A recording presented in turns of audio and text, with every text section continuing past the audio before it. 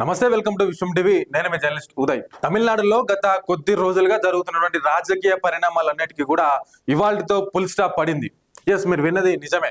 కొద్ది రోజులుగా అక్కడ జరిగినటువంటి ఎన్నికల ఫలితాల దృష్ట్యా టీవీకే పార్టీకి కొంతమేరకు మెజారిటీ ఉన్నప్పటికీ కూడా అనుకున్నంత బలం లేకపోవడంతో అక్కడ ఏ పార్టీ కూడా ప్రభుత్వాన్ని ఏర్పాటు చేసుకోలేకపోయింది ఇన్ని రోజులు. సో గవర్నర్ ని విజయ్ కలిసినప్పటికీ గవర్నర్ చెప్పినటువంటి అంశం ఏంటి అని అంటే సరైన సంఖ్యాబలం లేనిదే ప్రభుత్వ ఏర్పాటుకు అనుమతి ఇవ్వనని చెప్పేసి ఖరాఖండిగా తేల్చి చెప్పిండు. దీంతో డైలమాలో పడినటువంటి టీవీకే పార్టీ సో మిగతా పార్టీలతోని సంప్రదింపులు చేసింది నిన్న మొన్న కూడా.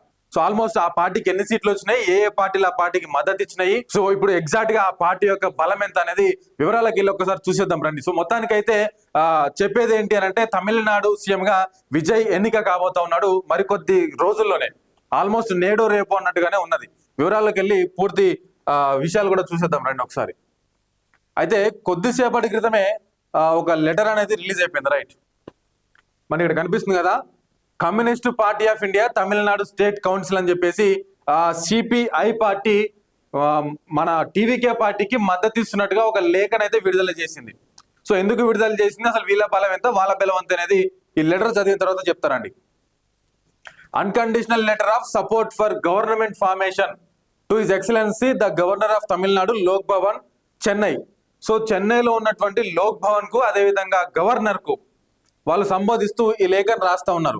Letter of unconditional support by the Communist Party of India legislature party to Tamil Vettri Kazhagam for formation of government in Tamil Nadu.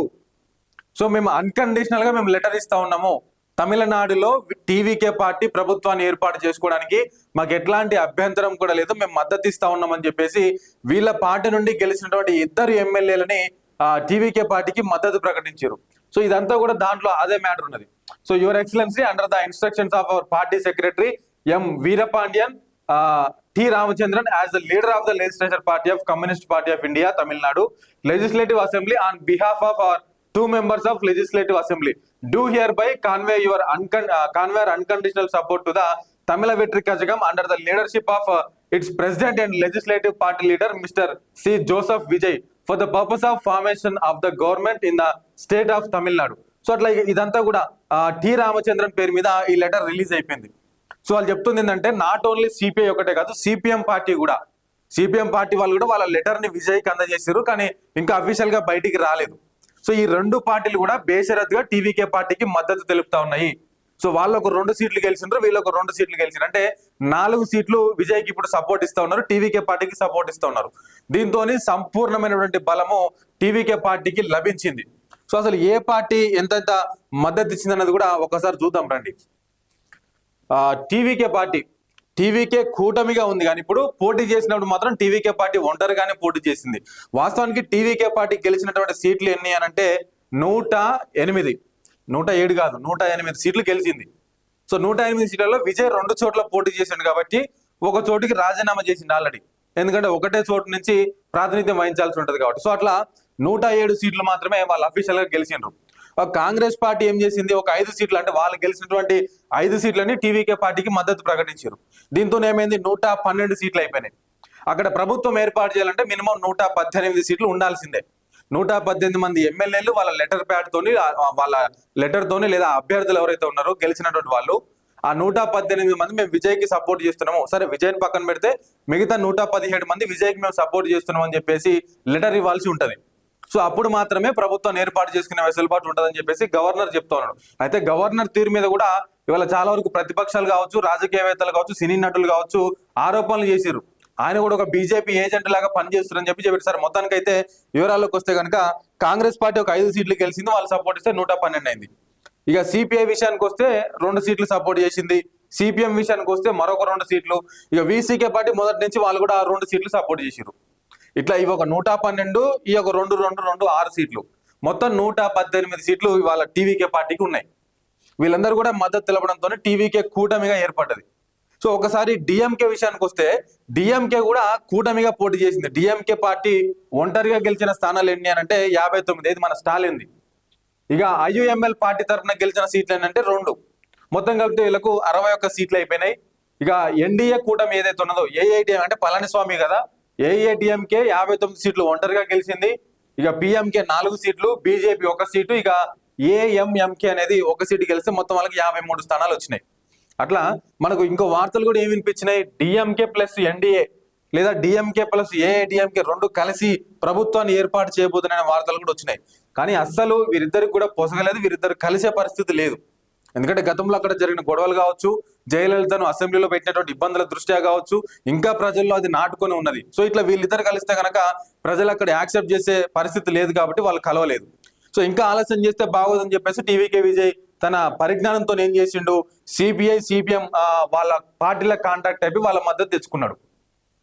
So దీంతో ఆల్మోస్ట్ 118 స్థానాలు ఇవాళ విజయ్ పార్టీకి వచ్చేసినాయి.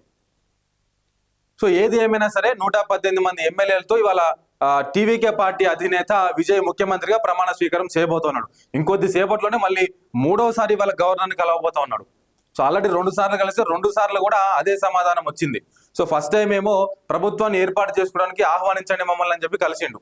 సో ఆహ్వానం రాకపోవడంతో 2వసారి పోయి నా దగ్గర ఫలానా బలం ఉన్నది, నేను మళ్ళీ అసెంబ్లీలో నిరూపించుకుంటా అని చెప్పంటే లేదు అసెంబ్లీలో కాదు, ఇప్పుడే నిరూపించుకోవాలి, వాళ్ళ లెటర్స్ అని నాకు తీసుకురా అని చెప్పేసి మళ్ళీ ఇంకో పక్క మాట్లాడిండు.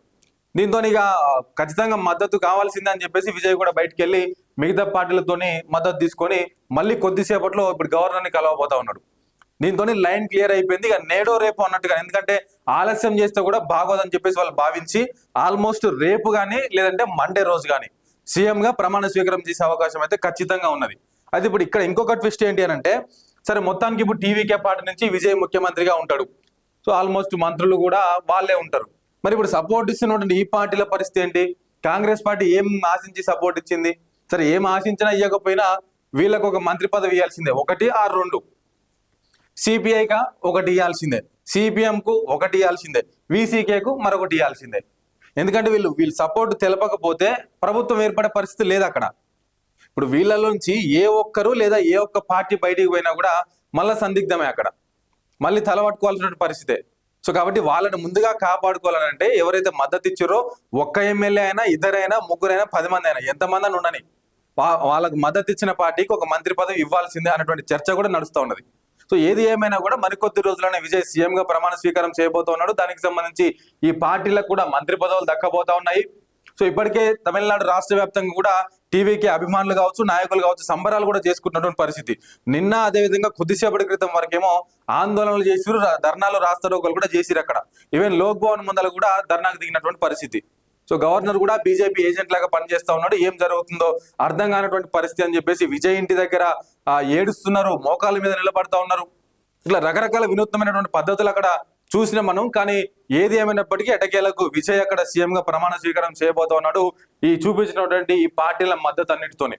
దీంతో తమిళనాడు రాజకీయానికి అయితే మొత్తంగా ఫుల్ స్టాప్ పడిందని చెప్పుకోవచ్చు. సో మరి మీరు ఏమనుకుంటా ఉన్నారు? విజయ్ సీఎం కావడం పట్ల మీ అభిప్రాయం ఏంటనేది కింద కామెంట్ రూపంలో రాయండి. ఇలాంటి మరిన్ని వీడియోస్తో ఎప్పటికప్పుడు మేము ముందుకు వస్తూనే ఉంటాను. చూస్తూనే ఉండండి విశ్వం టీవీ.